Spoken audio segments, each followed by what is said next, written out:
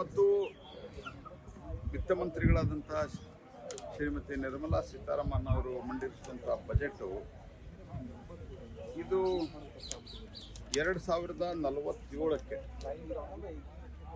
ಅಂದರೆ 2026ನೇ ಬಜೆಟ್ ಇದು. ಅಂದರೆ ಈ ಶತಮಾನದ ಸೆಕೆಂಡ್ ಕ್ವಾರ್ಟರ್. ಹಾಗಾಗಿ ಇದೊಂದು ಮುಂದಿನ 25 ವರ್ಷಗಳ ಕಾಲ ಮತ್ತು 2047ಕ್ಕೆ ಭಾರತ ಸ್ವತಂತ್ರ ಆಗುವ ಸಮಯದಲ್ಲಿ ಭಾರತ ಅದರ ಫ್ಯೂಚರು ಹೇಗಿರಬೇಕು ಅನ್ನುವಂಥ ದೃಷ್ಟಿಯಿಂದ ಕೂಡಿದಂಥ ಭವಿಷ್ಯದ ದೃಷ್ಟಿಕೋನವನ್ನು ಅತ್ಯಂತ ವಿಸ್ತಾರವಾಗಿ ಗಮನಿಸಿ ಅದನ್ನು ಇಂಗ್ಲೀಷ್ನಲ್ಲಿ ಹೇಳೋದಾದರೆ ವಿಜುವಲೈಸ್ ಮಾಡಿರುವಂಥ ಒಂದು ಬಜೆಟ್. ನೀವು ಬಯೋಫಾರ್ಮಾದಲ್ಲಿ ಮಾತಾಡಿದ್ದಾರೆ, AI ಟೆಕ್ನಾಲಜಿಯಲ್ಲಿ ಬಗ್ಗೆ ಅವರು ಅಲೋಕೇಶನ್ ಕೊಟ್ಟಿದ್ದಾರೆ. ಆನಂತರ AI ಡೇಟಾ ಸೆಂಟರ್ ಬಗ್ಗೆ she has given a big push for that. ಇದರ ಜೊತೆಯಲ್ಲಿ ರೇರ್ ಅರ್ತ್ ಪರ್ಮನೆಂಟ್ ಮ್ಯಾಗ್ನೆಟ್ ಬಗ್ಗೆ ವಿಚ್ ಈಸ್ ನೀಡೆಡ್. ಎಲ್ಲ ರೇರ್ ಅರ್ತ್ ಪರ್ಮನೆಂಟ್ ಮ್ಯಾಗ್ನೆಟ್ ಎಲ್ಲ ಸೆಕ್ಟರ್ದಲ್ಲೂ ಈಗ ಬೇಕಾಗ್ತದೆ. ನಮ್ಮ ಉದಾಹರಣೆಗೆ ನಮ್ಮಲ್ಲಿ ಹೇಳೋದಾದ್ರೆ ರಿನ್ಯೂಬಲ್ ಎನರ್ಜಿಯಲ್ಲಿ ಬೇಕಾಗ್ತದೆ, ನಮ್ಮ ವಿಂಡು ಇತ್ಯಾದಿಯಲ್ಲಿ. ಈ ರೀತಿಯಾಗಿ ಸಸ್ಟೈನಬಲ್ ಪ್ಲಸ್ ಗ್ರೋತ್ ಎರಡನ್ನೂ ಗಮನದಲ್ಲಿಟ್ಕೊಂಡು ಮಾಡಿದ್ದಾರೆ.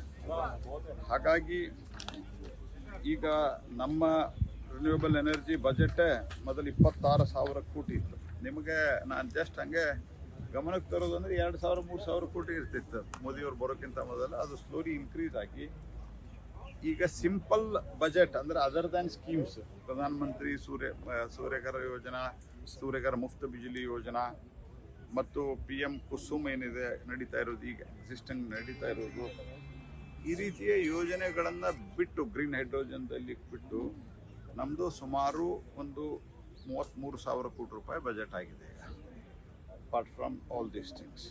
ಸೊ ಹಾಗಾಗಿ this is the one of the biggest jump. ಮ್ಯಾನುಫ್ಯಾಕ್ಚರಿಂಗಕ್ಕೆ, ಸೋಲಾರ್ ಗ್ಲಾಸ್ ಮ್ಯಾನುಫ್ಯಾಕ್ಚರಿಂಗಕ್ಕೂ ಕೂಡ ಟ್ಯಾಕ್ಸ್ ಎಕ್ಸಂಪ್ಷನ್ ಕೊಡೋದರ ಮೂಲಕ ಬಹುದೊಡ್ಡ ಒಂದು ಕೊಡುಗೆಯನ್ನು ನಮ್ಮ ಸೆಕ್ಟರ್ಗೆ ಕೊಟ್ಟಿದ್ದಾರೆ. ಇನ್ನು ನಿಮ್ಮೆಲ್ಲರ ಆಸಕ್ತಿ ಇರುವುದು ಕರ್ನಾಟಕದ ಬಗ್ಗೆ. ಕರ್ನಾಟಕದಲ್ಲಿ ಏನು ಟ್ಯಾಕ್ಸ್ ಶೇರ್ ಇತ್ತು ಅದು 16th ಫೈನಾನ್ಸಿದ್ದು ಆ್ಯಸ್ ಇಟ್ ಈಸ್ 41%. ಮೊದಲು UPA ಕಾಲದಲ್ಲಿ ಅದು 32% ಇತ್ತು. ಆನಂತರ 41% ಆಯಿತು. ಆ 41% ರಿಟೈನ್ ಮಾಡುವಂಥ ತೀರ್ಮಾನವನ್ನು ಸನ್ಮಾನ್ಯ ಪ್ರಧಾನಮಂತ್ರಿಗಳ ನೇತೃತ್ವದಲ್ಲಿ ವಿತ್ತ ಸಚಿವಾಲಯ ವಿತ್ತ ಸಚಿವರು ಕೈಗೊಂಡಿದ್ದಾರೆ. ಈಗ ಎಕ್ಸಾಕ್ಟ್ಲಿ ಇನ್ಕ್ರೀಸ್ ಏನಾಗಬೇಕಾಗಿತ್ತು ಕರ್ನಾಟಕದ ವಿಷಯದಲ್ಲಿ ಏನಾಗಿದೆ ಅಂತಂದ್ರೆ, ಡ್ಯೂಸಿಬಲ್ ಪೋಲ್ದಲ್ಲಿ 3.647 ಏನಿತ್ತು ಅದು ಈಗ ಇನ್ಮೇಲೆ ಅದು 4.131% ಆಗ್ತದೆ. ಹೀಗಾಗಿ ಸಾವಿರಾರು ಕೋಟಿ ರೂಪಾಯಿಯ ಎಡಿಷನ್ನು ಈ ಬರುವಂಥ ವರ್ಷಗಳಲ್ಲಿ ಕರ್ನಾಟಕಕ್ಕೆ ಸಿಗಲಿದೆ. ಈಗ ಮೊದಲು ಇಂಟ್ರೆಸ್ಟೇಟ್ ಶೇರ್ದಲ್ಲಿ 5+1 ಕ್ರೈಟೀರಿಯಾ, ಅದರಲ್ಲಿ ಪಾಪ್ಯುಲೇಷನ್ ಚೆನ್ನಾಗಿ ಕಂಟ್ರೋಲ್ ಮಾಡಿರುವಂಥದ್ದು ಅಂದರೆ ಡೆಮೋಗ್ರಫಿಕ್ ಪರ್ಫಾರ್ಮೆನ್ಸಕ್ಕೂ 10% ಇಟ್ಟಿದ್ದಾರೆ. Area, forest, per capita income, distance ಮತ್ತು contribution of states to GDP, ಇದೆಲ್ಲದರಿಂದ ನಮ್ಮದು ಶೇರು ಭಾಳ ಚೆನ್ನಾಗಿ ಇನ್ಕ್ರೀಸ್ ಆಗ್ತದೆ. It will be a good boost for Karnataka. ಇದರ ಜೊತೆಯಲ್ಲಿಯೇ ಕರ್ನಾಟಕಕ್ಕೆ ಏರೋಸ್ಪೇಸು ಮತ್ತು ಏರ್ಕ್ರಾಫ್ಟ್ ಮ್ಯಾನುಫ್ಯಾಕ್ಚರಿಂಗು ಇದರಲ್ಲಿ ಕೂಡ ಕರ್ನಾಟಕಕ್ಕೆ ಲಾಭವಾಗಲಿದೆ. ಮತ್ತು union budget 2026 on decision to exempt the basic custom duty, aircraft components, parts, raw material manufacturing and MRO. ಇದು significantly reduce input cost to improve the global competitiveness of aerospace units located in ಕರ್ನಾಟಕದಲ್ಲಿ ಯಾವುದಿದ್ದಾವೆ ಅದಕ್ಕಾಗ್ತದೆ.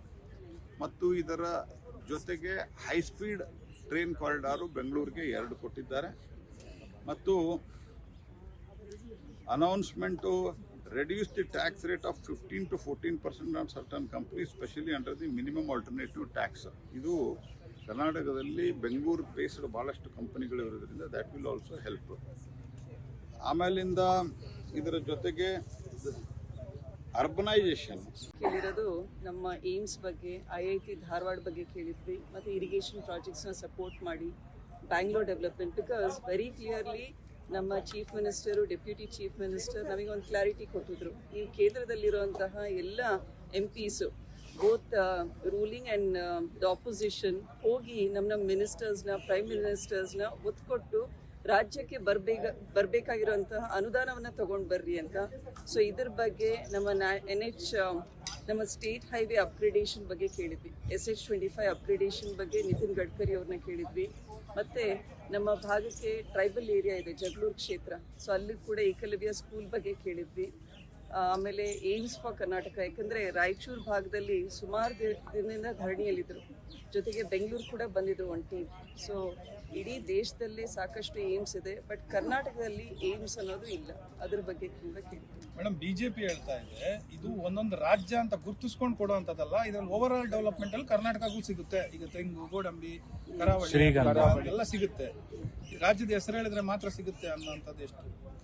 ಯಾಕೆ ಹೇಳ್ತಾ ಇದ್ದೀವಿ ಅಂದರೆ, ಏನು 2 years ಇಂದ labs ಆಗಿದೆ ಅಲ್ಲ, ಅದಕ್ಕೋಸ್ಕರ ಸ್ಪೆಷಲ್ ಗ್ರಾಂಟ್ಸ್ ಅಂತ ಮೆನ್ಷನ್ ಮಾಡಿದರೆ, ವಿಕಸಿತ್ ಭಾರತ್ ಹಿಂಗೆ ನನಸು ಮಾಡ್ತೀರಾ? 7 trillion ಎಕಾನಮಿ ಅಂತ ಹೇಳ್ತೀರಾ ಬೈ 2047. ಟಾರ್ಗೆಟ್ಸ್ ಇಟ್ಕೊಂಡಿದ್ದಾರೆ, clear targets. So IT sector and other sectors where Sandalwood ಬಗ್ಗೆ ಮಾತಾಡಿದ್ರೆ ಈಗ ಪೊಟೆನ್ಷಿಯಲ್ ಅಲ್ಲಿ, ಆಮೇಲೆ ನಟ್ಸ್ ಬಗ್ಗೆ, ಮತ್ತು ಈ ಕಳೆದ ಬಾರಿ ಬಿಹಾರಿಗೆ ಸ್ಪೆಷಲ್ ಬಡ್ಜೆಟ್ ಅನೌನ್ಸ್ ಮಾಡಿದ್ರಲ್ಲ ಮಖನಾ ಬಗ್ಗೆ. ಸೊ ಈ ರೀತಿ ನಮ್ಮದು ಎಕ್ಸ್ಪೆಕ್ಟೇಷನ್ ಇತ್ತು, ವಿಶೇಷವಾಗಿ ಕರ್ನಾಟಕಕ್ಕೆ ಏನು ಕೊಡ್ತೀರಾ ನೀವು?